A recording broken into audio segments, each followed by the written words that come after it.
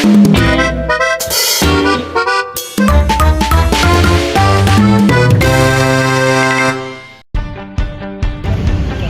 hari, ratusan mahasiswa membeli beragam makanan di sekitar kampus, baik berdasarkan harga, porsi, maupun rasa. Tapi, pernahkah kalian berpikir bagaimana perjalanan makanan sebelum sampai ke tangan kita?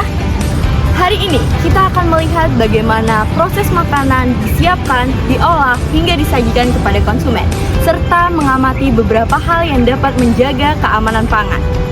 Bahan yang berkualitas menjadikan langkah awal untuk menghasilkan makanan yang aman dikonsumsi. Jika bahan sudah rusak di awal, maka penurunan atau kualitas makanan juga ikut menurun.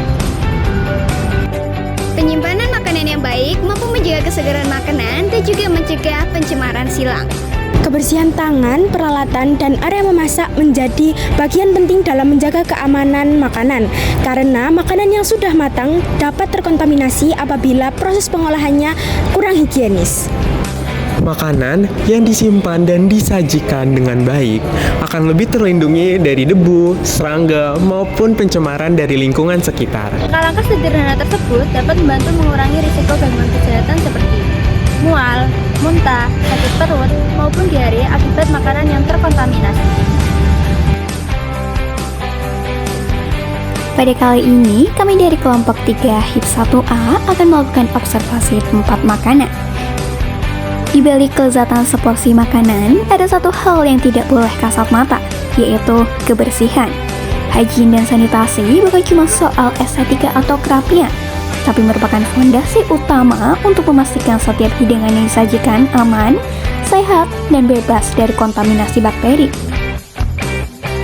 Berdasarkan hasil observasi di lapangan, kami menemukan beberapa titik kritis terkait hygiene dan sanitasi.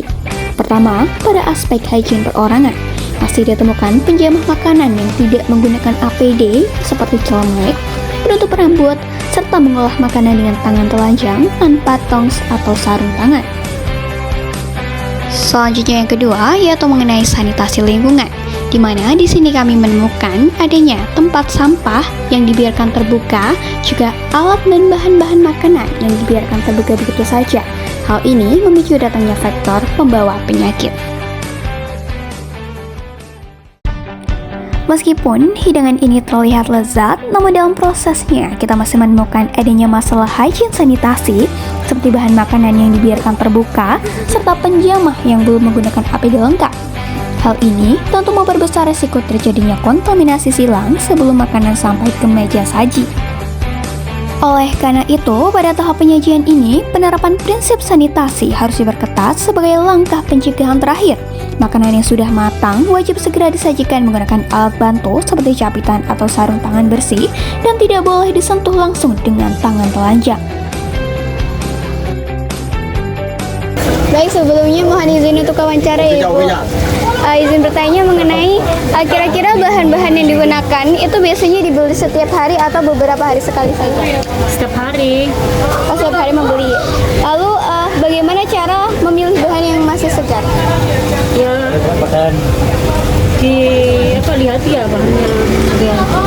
Oke, baik.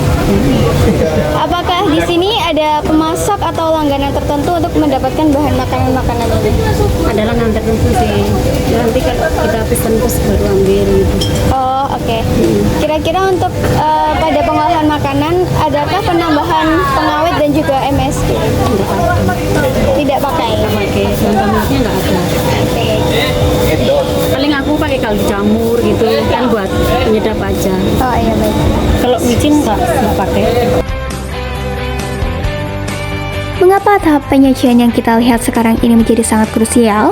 Karena penyajian adalah garis pertahanan terakhir sebelum makanan ini masuk ke dalam tubuh konsumen. Ketika di tahap persiapan dan pengolahan sudah terjadi celah kelalaian, maka di tahap penyajian inilah kita harus memutus rantai kontaminasi tersebut. Sepiring nasi hangat dan lauk berbumbu ini mungkin terlihat bersih secara kasat mata, namun prinsip hygiene sanitasi mengajarkan kita bahwa bersih tidak selalu berarti aman dan mikroorganisme merugikan. Dari berbagai hasil temuan yang telah kita dapati, beberapa langkah pengendalian harus segera dilakukan untuk menyelesaikan masalah ini dari akarnya. Yang pertama, rekayasa teknik. Ini bisa mengganti tempat sampah terbuka dengan model injak atau pedal bin. Juga harus memastikan ketersediaan wastafel khusus cuci tangan di area dapur. Lalu yang kedua, pengendalian administratif. Terapkan SOP kebersihan yang ketat, pekerja dilarang mengobrol di dekat area pengolahan makanan, dan buat jadwal pembuangan sampah secara rutin. Yang ketiga, APD. Penyedia usaha wajib memfasilitasi APD standar keamanan pangan, seperti menggunakan sarung tangan, hairnet, dan mouth shield Mika. Dengan ini, kontaminasi makanan dengan bakteri pembawa penyakit bisa teratasi. Makanan yang higienis dan bersih, awal dari tubuh yang sehat dan penuh energi. Jangan lupa terapkan langkah-langkah tadi di kehidupan kalian ya. Sampai jumpa!